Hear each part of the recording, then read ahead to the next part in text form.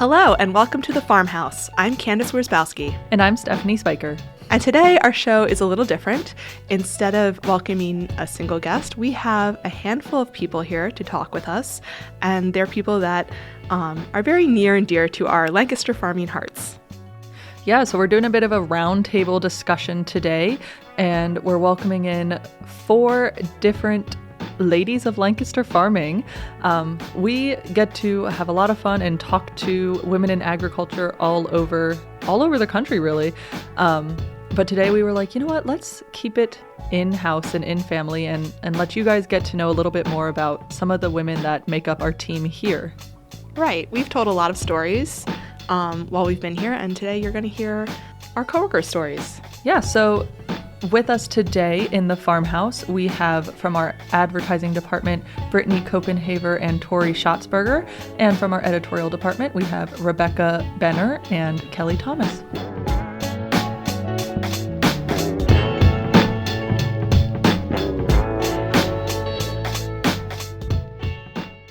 Hello, welcome, ladies of Lancaster Farming. We're so happy to have you in the farmhouse today.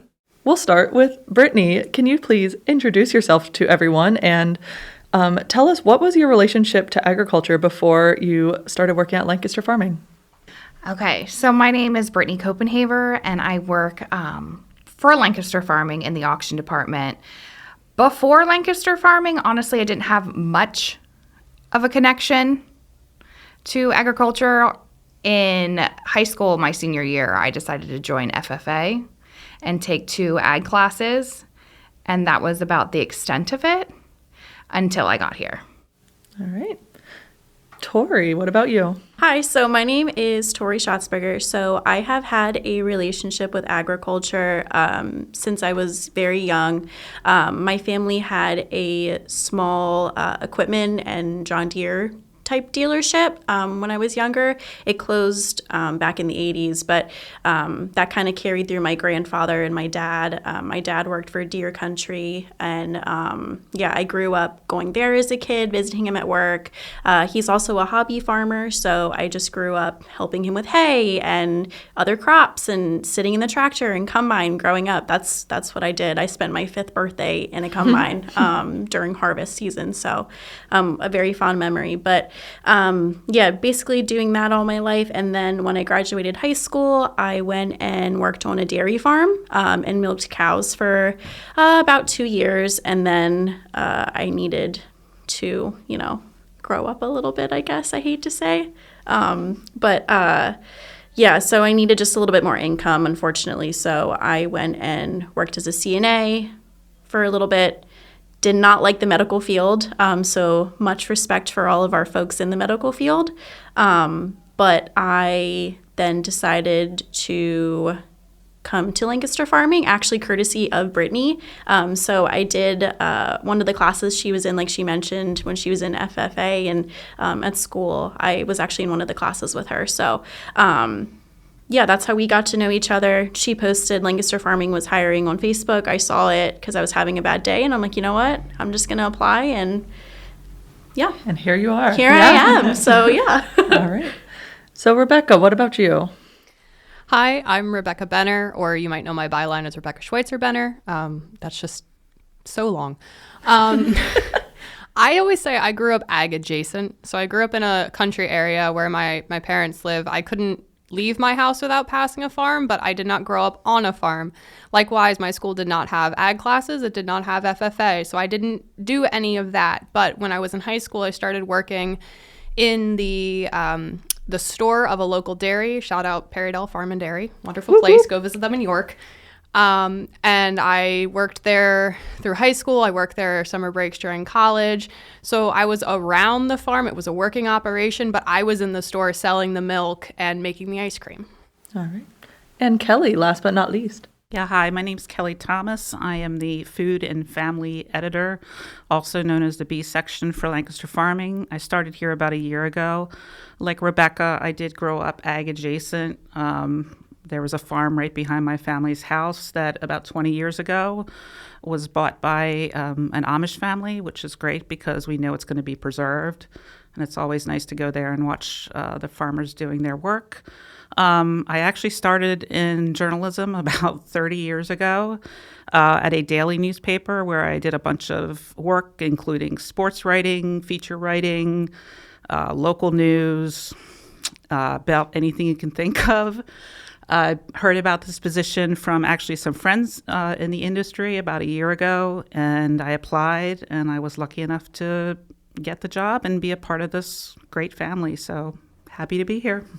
Yeah, I love how we're all a mix of either ag or ag adjacent, because that's how I describe myself too. I had a similar upbringing, I think, to Rebecca, where I was close to the farms, but never on the farms. All right, so Torey, you kind of already answered this one a little bit, but if you have anything else to add, how did you find your way to Lancaster Farming? Yeah, so like I said, Brittany, she helped me get in. It just kind of was a no-brainer. I just really enjoyed sales and marketing and being in advertising. I kind of get a little of both, plus being in the agricultural industry, where I have some familiar and obviously, like I mentioned, a little bit of background with that. So, yeah. Mm-hmm. What about you, Brittany? So I was stuck in the food industry with a small child. And if anyone knows the food industry, your hours can be really early in the morning to really late at night. And to have a small child and try to help him grow up, it's very hard without a lot of help. And I was just looking for more, I guess you could say, a grown-up job, time to grow up. My mom got me here. My mom started at Lancaster Farming, actually, in circulation. She moved to sales. She knew I was a good people person, very extroverted and helpful. So one day I just decided, okay, let's try to go get a real big girl job. Applied. Took a little bit. I finally heard back and I accepted as soon as they said, would you like to accept this job? Yeah, absolutely. I need out of here. I need a different job. And I've been here ever since, and it's been 9 years, and that's crazy to think. Yeah. That mom helped me here, and I've been here ever since. And your mom is still here. Yes. Shout out Lisa. We've changed departments, started as inside sales, which Torey actually now has my old territory, while I transitioned over to auction department, and same with my mom, inside sales to outside sales. All right, Kelly, how about you? How did you find your way to Lancaster Farming? Well, like I said, I did start out in journalism, but in print journalism, and then I actually worked for a few years in broadcast journalism, which was a lot of fun, but very fast-paced. And unfortunately, at that time, unless you're on air, I was just a producer, and I wasn't, making the kind of money I wanted to. So I decided to switch to PR and marketing, and I did that for close to 20 years, and that involved just a variety of things, running trade shows, producing newsletters and magazines and email blasts, which is what they were called back in the day, and just did a lot of fun things, but worked very hard. And a couple years ago, I decided, and I also owned my own freelance writing company for several years, but I decided that I really wanted to go back to what I was really passionate about, which is telling stories. I'm kind of a natural storyteller, so like I said, when this position came up, I was just really delighted. And I will say, I'm not even a closet foodie. I'm a full-blown foodie. I love to cook, and I love watching Food Network and all the shows on there. Yes. So I was really drawn to this section in particular. And honestly, it's just been a blast because I'm just thrilled that we have so much interest in this section, including when we have Lancaster Dairy Month and the dairy drawing, and all the kids who submit their cute little drawings that we get to run in Lancaster Farming. So it's really an honor to be part of this section. Great. And finally, Rebecca. So I went and I got a degree in professional writing. I had the hope of becoming a technical writer. So it's best described as people who write manuals and textbooks, because I find that stuff really interesting. I think you would be really good at that. Thank you. I'm a huge nerd is really just what it boils down to. I ended up applying for Lancaster Farming's markets editor position because it kind of married, journalism with technical writing, so I thought. It is a lot more numbers than I think I was prepared for, but I got my foot in the door and I really enjoyed it here. And then an opportunity presented itself for me to move into a position that had more writing, which was ultimately what I wanted to do. And so that's how I got into the special sections, which has ended up being a lot more technical writing than I ever thought it would be, because it's the same concept that I go and I learn about a topic that I might not know anything about beforehand. And then I figure out how to present it to people who also might not know anything about it. So it's been a lot of fun. Great. I feel like that's kind of like you, how you got your foot in the door and then you moved into. Yeah, it's cool to hear.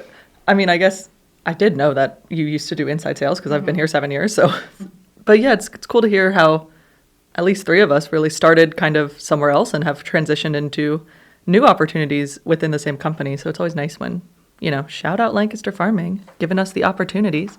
So let's get more in depth of what everyone does. And we're kind of all over the board right now with the group.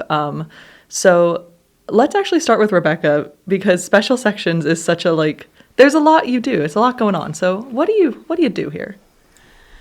So Kelly says she has the B section.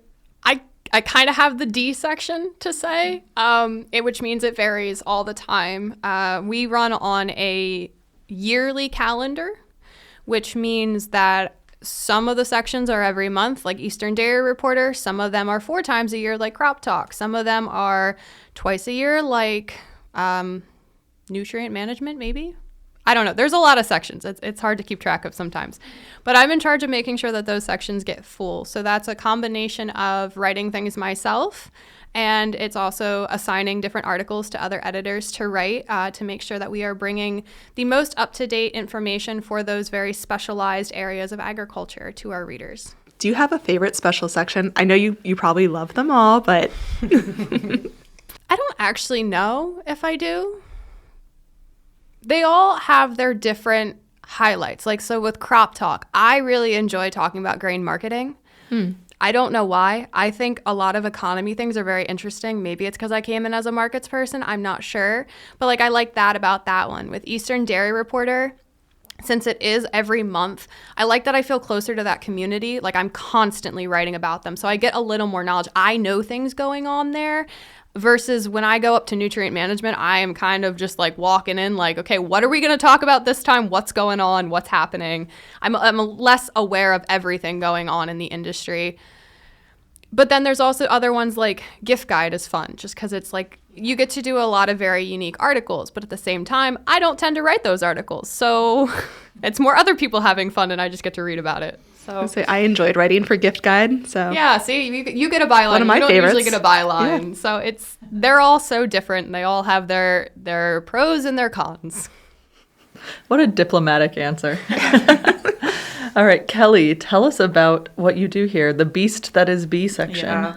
I mean, kind of like Rebecca, with her Eastern Dairy Reporter, it is something that for me is kind of consistent and regular. Obviously, every week we produce a B section that typically includes, 2 main features. We also have a weekly theme for recipes.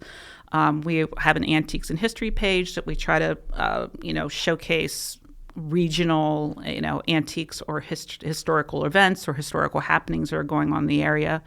I think one of the things that I enjoy the most, it's both trying to find the words for it, but it's something that's both comforting and in my mind, kind of a huge responsibility is managing a team of correspondents. So, I don't have a regular staff that goes out and reports on stories like the A section has. I have a very loyal group of correspondents that work very hard, actually, to produce some really high-quality content for B section. And, sometimes it's a lot of work because, you have to kind of manage those relationships and make sure that they're being heard and make sure they know how much they're appreciated, which they genuinely are. So I think that's something that's a little different from what I do, is just having this core team of probably I'd say about 10 correspondents that regularly contribute to Lancaster Farming B section. All right. So we're going to rotate to the ad side of it. So obviously it's a side that Candice and I know less about. So Torey, what do you do here? What does your job entail? So I am inside sales. So basically what that is people who just want to place like an ad for their combine or tractor or a dog or their hay, kind of any, mishmash of stuff. If they want to do an ad, they call the main line. If it's M through R, it gets transferred to me. So I handle businesses or people with the last name of that. And then there's 3 other ladies who are, help with the rest of the alphabet.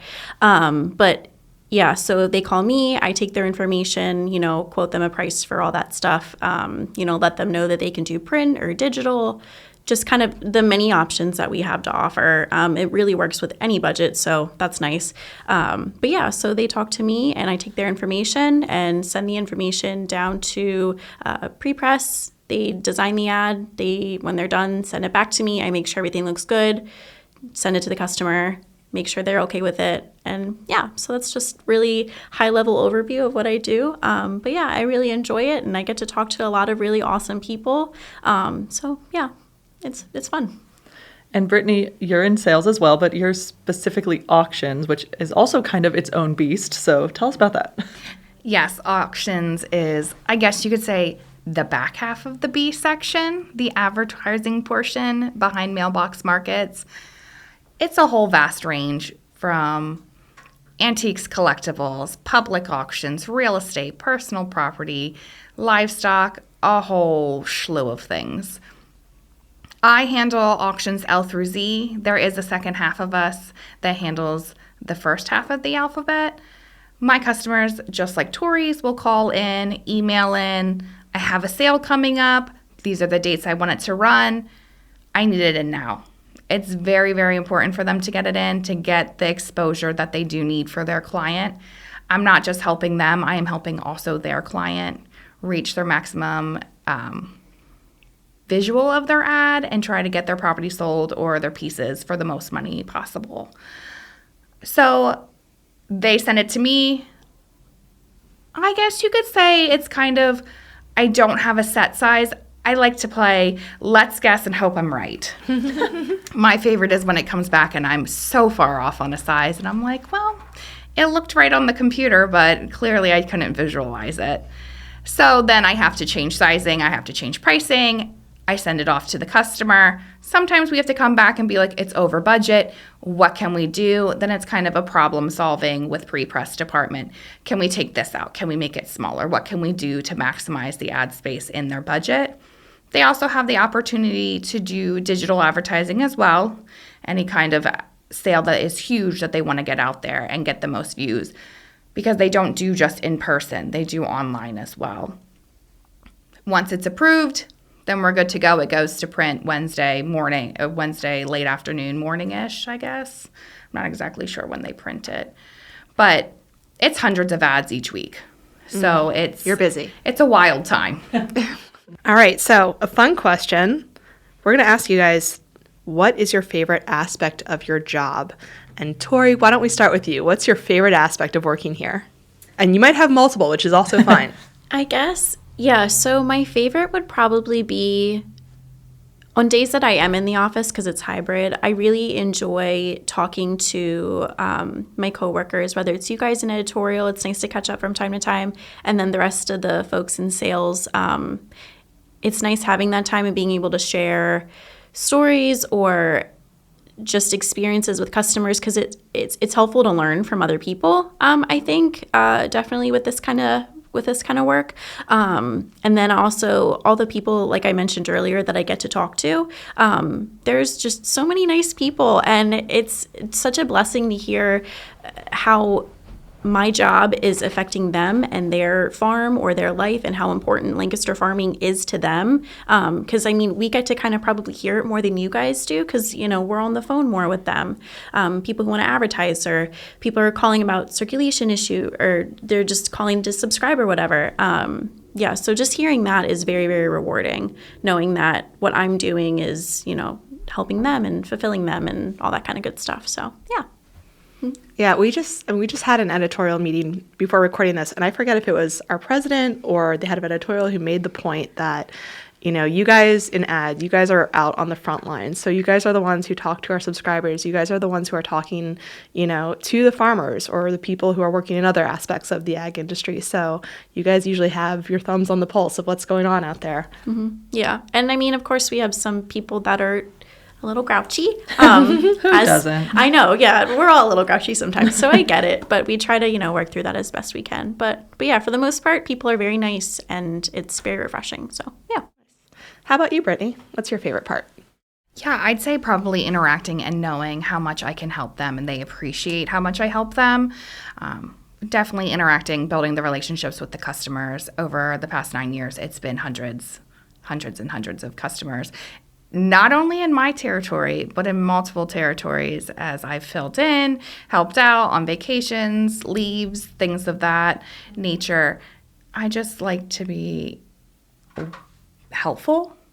And to hear that they appreciate what I do is very nice. It's very heartwarming. And getting an email from a customer of, oh, you're just the best. I can't thank you enough. I know I was behind, but you really helped me out today. It fills my heart with joy. Okay. How about you, Rebecca? What's your favorite part of working for Lancaster Farming? I think there's a theme here. It's the people that we get to talk to and we get to do. My favorite part of the job is going out on assignment. It's talking to the people, it's hearing the stories, and it's getting to tell them. I forget who it was, but recently we did a get to know the Lancaster Farming staff, and one of my coworkers, it might have been Steve, our boss, but he said it's a real privilege being able to be in our position to go in, and sometimes you're there at somebody's worst or their best moment in life. You don't know, and you get to share that with everybody else. It's a lot of fun, and you never know where an article is going to take you, whether it's to a school bus full of hay equipment or whether it's down to a drug addiction recovery center. It can be anywhere, and it's really exciting. All right. Kelly, how about you? What's your favorite part of working there? If you ask Rebecca her least favorite, I think she would say filling in for me when I'm on vacation. That is true, Rebecca. Never. It's a lot of responsibility trying to put together a B section. But I think the thing I would say is, even though I've been in journalism for quite a few years, I was never an editor before. And this is the first time that I get to put together and see a finished product of my work. And, I do occasionally write stories for Lancaster Farming, and I really enjoy that. I mean, that's I'm a journalist at heart, but as an editor, I think there's a greater responsibility and accountability that comes along with that. And I like the additional challenge. And again, I like seeing, the work come out on the page, because there's a lot behind the scenes that if you're not an editor, you don't really see, but it's a whole important part of the process. So, yeah, you almost sound like you're choking up a little. I do. Are we feeling very moved? I hope not. Maybe it's just because I'm hungry. I don't know. But no, I mean it's very meaningful, and it is. Yeah. All right. So I feel like Candice and I say all the time on this podcast that we always learn something new every time we do a podcast episode. Because we do. Yeah, we really do, honestly. Or just anytime I interview anyone or read an article or whatever. We're always learning something new about agriculture. So, what is something that you guys have learned about agriculture and the farming community since you started working here? I would say something that stands out, because I'm sure we've all learned a lot. Right. Something fun. Something that is memorable. So, I feel like everyone's Rebecca looks so deep in thought, so I won't start with her. We'll start over here. Brittany, we'll start with you. The types, at least this year, the types of auctions, didn't know you would have a chicken manure auction. Interesting. And smelly. Huh.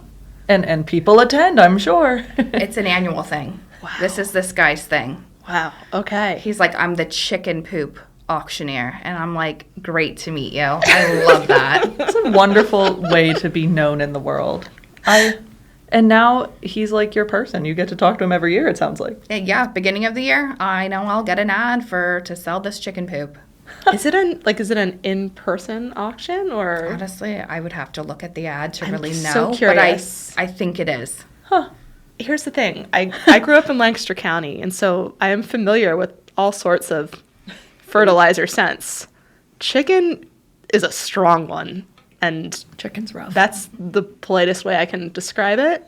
So in my head, I see people going to this auction, but they're all like putting like, I don't know, like Vicks Vapor Rub under their nose. Clip your nose. That's, wow. See, now I've learned something too. All right. Torey, what about you? Anything you've learned about agriculture? I think probably the one thing I learned, at least about my position in agriculture, is the different kinds of equipment and the unique types of equipment that people have. I mean, I've seen stuff, but I mean, especially like different parts of the state where you have these like big farms with big pieces of equipment. And I'm like, oh, like, I wonder what that does. Like, I used to go home when I still lived at home with my dad, like, hey, like, what does this do? Like, I took an ad for this, and he's like, oh, this does XYZ. And it was just very interesting, like, seeing the mechanics of it all. I think that was, definitely something snazzy that I learned over the years for sure. Yeah, there's so much like specialized farm equipment for everything too. Yeah. So, if anyone wants to see some cool equipment, flip through the pages of Lancaster Farming, because Torey's placing ads for them. So, all right, Kelly. I would say just how incredibly hard farm work is and how difficult it is to be a farmer and even survive as a farmer. In addition to the writers that I have, I also have a rotation of 6 columnists that write columns for me on either weekly or biweekly basis or monthly. And we just learn firsthand about the struggles that they have and what they go through on a weekly basis. And some of it's frankly gut-wrenching. I mean, there was a woman who lost her husband fairly young as a farmer. You're talking about Laura Zeller, who has been a guest on this podcast. Yeah. We will link to her episode. Right, yeah. And she, it's just kind of gut-wrenching. She's really trying to keep the farm going with the help of her children. And it's just a daily struggle. And it's amazing how much good they see in the very, very littlest of things and that we just kind of take for granted. So they're kind of inspirational, if I'm being honest. So it's great to hear their stories, and I've had such a great appreciation for what they do. Yeah. All right, Rebecca, have we given you enough time? No. See, my job is to learn something new about agriculture 6 times a day, because my job is to find out what's new and then to learn about it and then to report it. Well, you only need to pick one. Yeah, well, that's... What did you learn about this week? What's your favorite thing? She's so deep in thought. I wish you guys could see her face. I think one of my favorite things I've actually learned is about FFA. Coming from a school that did not have it, I don't even know the first time I heard about it, but learning about what those students do and the level their projects are, like one of my favorite things to do is the Keystone Kids that come in every year when we get to run all the kids who have won their FFA Keystone Awards. You read about the projects they've completed, and these kids are levels above their peers just with what they manage, because I think one of the requirements or one of the options is you have to generate $2,000 of revenue in an ag way, whether that's selling animals, whether that's working on a farm, things like that. Like, I'm trying to think back to like being 17, and like I was an ambitious 17-year-old, I can say that, but like to be 17 and running some of these businesses that these kids do, it's so impressive. So I've really enjoyed learning about like the FFA program and everything that they have to offer, and I kind of wish if I could do it again, I could have been an FFA. You would have killed it. Oh, yeah. I would echo that. Yeah. If I could go back and redo things, I would 100% have done it, but I was silly and did not. So honestly, regrets. I never did FFA either. It was like I was just really busy with, my high school had FFA. I was just really busy with, I was in band and musical and track and all these other things, and it was just not on my radar. But yeah, I'm the same way. Looking back, if I could go back in time, I would have joined FFA for sure. Yeah. So if you're listening and you're still in high school, join FFA. All right. So hopefully you guys have maybe listened to an episode or two of this podcast, but we ask the same question to wrap up every episode, and so you're each going to get a chance to share your answers. So what does being a woman in ag mean to you? Let's start with Kelly.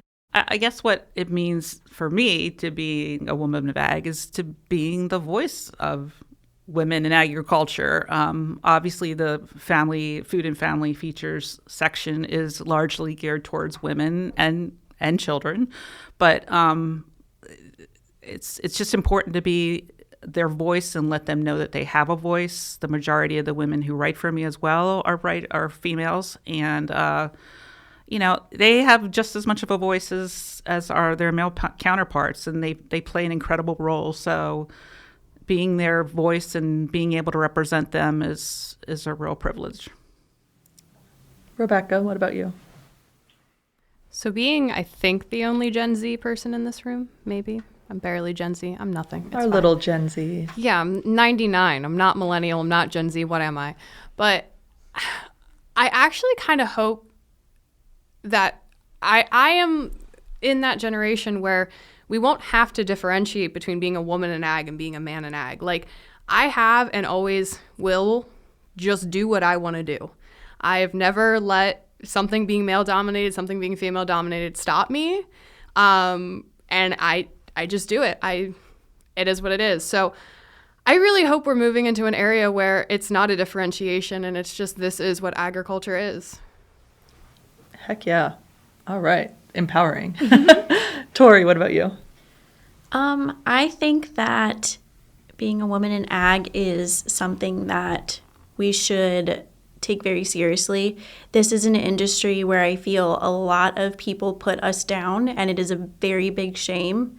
I think that it's important that we can be held to the same standard as men in this industry, but I also think it's important that we also have that more feminine side. And I think that the folks in the B section do a wonderful job of having that more like elegant and feminine side. Yeah, I think it's very important, but I'm very proud to be a part of this industry and grown up in this industry and, yeah, carrying that on.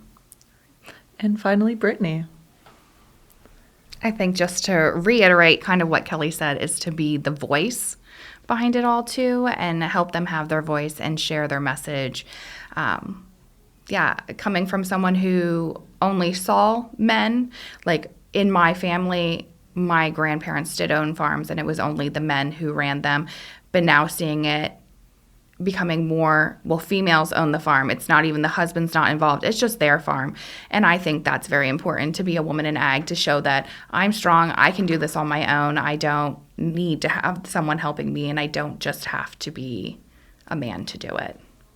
I'll just add to that. We ran a story this week in this edition of the B section of a woman who co-owned a farm with her husband for 13 years, and they did get divorced, and she decided to go in a totally different direction, and she's now teaching non-Spanish speaking people in the ag community how to speak to the Spanish Hispanic workers. And that's something that, I feel like women recognize maybe more than their male counterparts. So she saw something that was a great need in the ag community, and she educated herself, and she's had this business for about 4 years and has educated over 600 people on how to speak Spanish in ways that are dairy related, poultry related, etc., so they can have those conversations and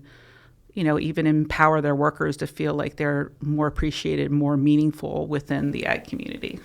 That is, I believe, Katie Dodderer, who you're speaking Correct. about. Yes. And we also have a FarmHouse episode with Katie that you can listen to, and we'll have that linked as well. All right. Well, yeah, thank you all so much for joining us at the FarmHouse. We love so much actually having people in the studio with us. We think it's so fun, especially when it's our Lancaster Farming family. And, it's something we actually, just today, the day we're recording this, we had this big, full team collaboration session. And it just kind of highlights, obviously, we on the editorial side know what we're doing and all the work we're putting in, and advertising knows what they're doing and all the work they're putting in. But, this company and the paper and the website and all of this stuff doesn't exist without both sides of that coin. So it is awesome to get to bring everyone in together and collab a little bit. So thank you all so much for joining us. Thanks for having us. Yes, thank you. It was fun.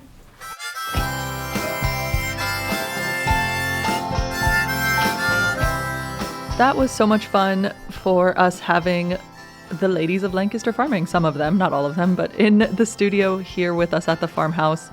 And I feel like we got to learn a lot about them, even though I feel like we know them fairly well, but now we know them even more.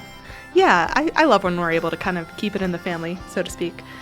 So we gave them a chance to, talk about their time here at Lancaster Farming, tell us, how they got here. And we thought we would take a turn ourselves and discuss how Steph and I came to Lancaster Farming and some of the things that we've experienced while working here. So we're going to go through real quickly the same questions that we asked our guests and ask them to each other, I guess. All right. So Steph, what was your relationship to agriculture before coming to Lancaster Farming? Yeah, so I feel like I, kind of similarly to some of the other ladies we heard from, I grew up around farms, but I did not grow up on a farm. So I'm from a rural part of Pennsylvania. I had friends that had farms. I had some, kind of more distant family members that had farms, but I didn't grow up on a farm. And it wasn't until college when I worked on a farm. It was, I believe the first time was the summer after my freshman year. I worked on a dairy farm for that summer, which I genuinely really enjoyed. And it was a very good experience. And then the summer after my sophomore year, I worked on a poultry farm packing eggs. So my job was literally to put eggs in these giant crates of 30 and stack them. And I did drop at least one entire crate of 30 and I was about to burst into tears. But my farmer, my boss, he was, oh my gosh, the sweetest. And he just looked at the panic in my eyes and he just started giggling. And he's like, I've dropped an entire pallet of eggs, which is like thousands. Oh gosh. So I felt a little better about that. But yeah, so I didn't really know a huge amount about ag before coming here, but I worked on a couple farms over the summer. So what about you? I really had nothing to do with agriculture before coming to Lancaster Farming. I grew up actually just 5 minutes away from our office now, kind of in farm country. I think I've spoken about it before on here that my high school ran up against a pig farm, but I wasn't interested. I wasn't aware, which, really is a shame. And it wasn't until I came here really that I started thinking more about agriculture and how it had been touching my life this entire time without me realizing it. And I'm glad that I've been able to obtain that newfound knowledge. Yeah. So how did you end up here at Lancaster Farming? Yeah, so it was in the middle of the pandemic, and I unfortunately had been let go from my previous job due to COVID-related layoffs. And I saw an advertisement for a digital production editor, and I really wasn't sure what the company was or what I would really be doing here. And it wasn't until I had my first couple interviews that I realized what it was and that it was for Lancaster Farming. And to be honest, I was kind of down to the last interviews between this and another job. And I am so, so happy that I wound up here. I think that I am infinitely happier here than I would have been at the other place. So really happy to have landed at Lancaster Farming. What about you, Steph? How did you find your way here? So I went to college for journalism specifically. And while I was at Penn State, I ended up finding the minor agricultural communication. So I kind of knew even before graduating college that this was like a great newspaper to work at if you want to work in ag communications. So after I graduated college and I was applying for jobs, there was nothing open here. And finally, I found an opening and it was kind of in it's a position that doesn't even exist anymore. It was kind of in the customer service realm a little bit. And I applied just to kind of get my foot in the door and I got that job. And then from there, I ended up actually working in sales, outside sales, just because customer service wasn't really my thing. But sales was fun. It just wasn't quite what I wanted. But then I heard about an opening finally in the editorial team. I say finally, it was only like a little over a year. I act like I was here for like 100 years before that happened. But this was when we were in our old office building, which was still in the same town we're in, just like down the street. But I remember going into Steve's office, our boss now, and I went in and I just said, hey, I don't know if you know this, but I have a degree in journalism and I would really be interested in this job that's open. And that was a Thursday. He was like, hey, yeah, send me some writing samples. He's like, I'm off tomorrow, but like email me over some samples. So that Friday I sent him samples and he was off that day, so I didn't talk to him. But then literally that following Monday, he was like, yeah, it's all yours. You're hired. Wow. Results. It was pretty wild how I ended up on the editorial side. Yeah, I don't think they kept me waiting very long either, which is nice. So, Steph, what's your favorite aspect of your job? I feel like I'm going to kind of echo a lot of what other people said during the roundtable when it's got to be the people. And and that's such a broad thing to say, but I get to do a lot of very cool things here in my job. You do.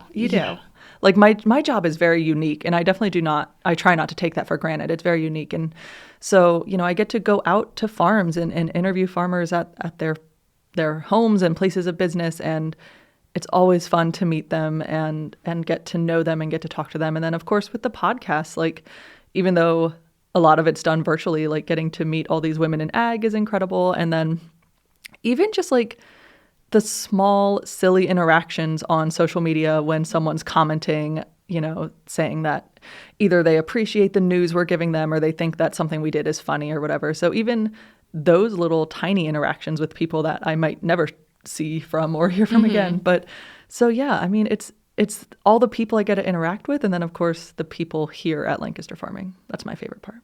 Yeah. What about you? I mean, yeah, my first inclination is to say, yeah, the people.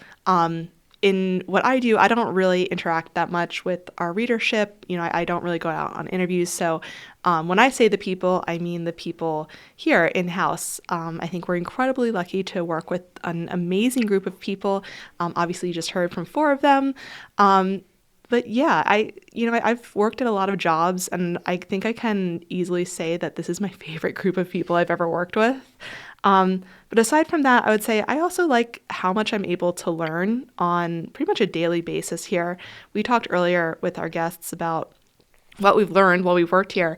And I mean, you kind of heard how difficult it was for us to figure out how to answer that question, because there is always something new to find out, always something new to learn about. And I like that about working here. Yeah. So do you have a favorite thing that you learned here? Because, I mean, we literally joke on this podcast almost every week that we learned something new today. So do you have a favorite? I'm trying to think of like a specific fact that I've learned, but I think in general, it's just I'm amazed by the amount of science that goes into farming.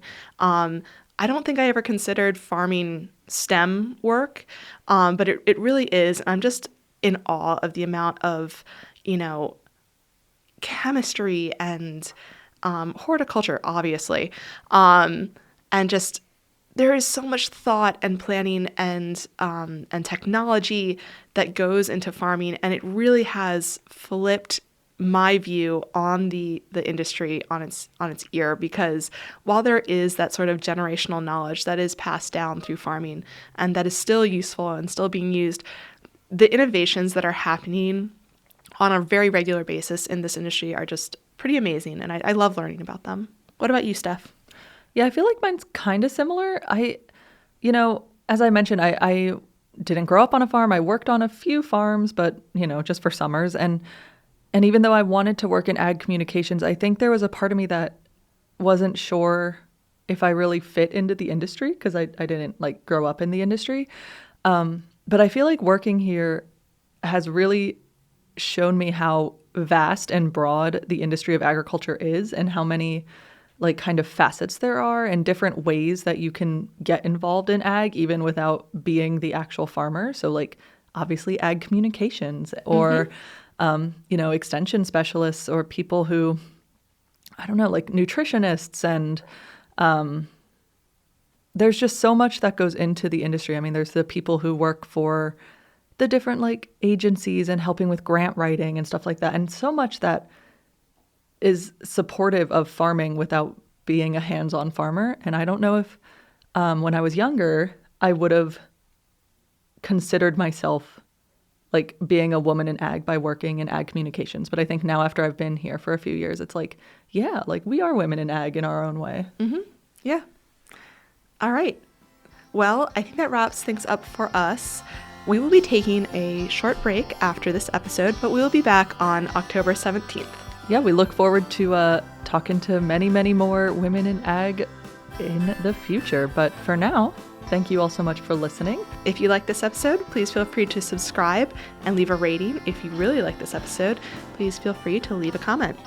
If you have any thoughts or questions about this episode or the podcast in general, please send us an email at farmhouse@lancasterfarming.com. You can also find us on social media at Lancaster Farming on most platforms.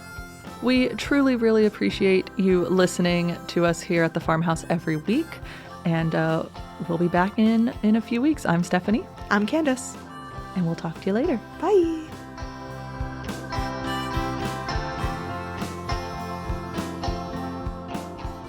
This episode of The Farmhouse is copyright 2024 by Lancaster Farming newspaper, part of the Steinman Communications family. It was written by Stephanie Speicher and Candice Wierzbowski. It was produced by Eric Herlock and Matt Lee. The music you've heard throughout the show is courtesy of Tin Bird Shadow.